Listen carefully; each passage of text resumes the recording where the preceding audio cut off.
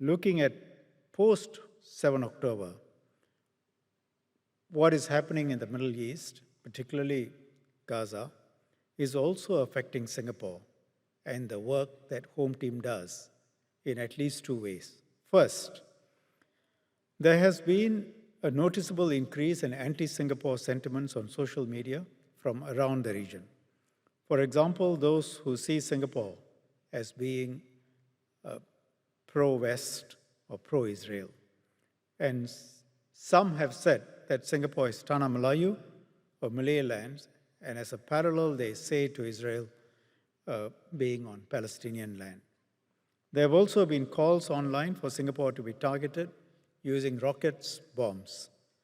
Global terrorist groups like Al-Qaeda and ISIS and their supporters have also used the current conflict to renew their calls for attacks.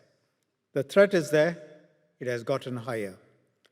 More broadly, we can and should sympathize with the civilians who are suffering, call for and pray for an end to the violence, and contribute to trusted humanitarian drives.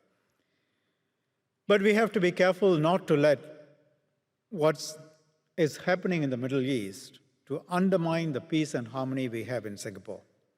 We see reports of both Islamophobia and anti-Semitism increasing in many countries.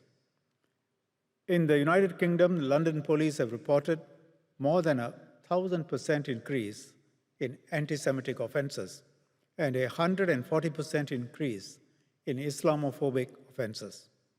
Now, I've spoken before about the recent Pew study, which found that the majority of Singaporean adults are religious, but they're also very tolerant and accepting of other faiths. And that most Singaporeans see Singapore's religious diversity as something that makes Singapore a better place to live in. And we have to protect this.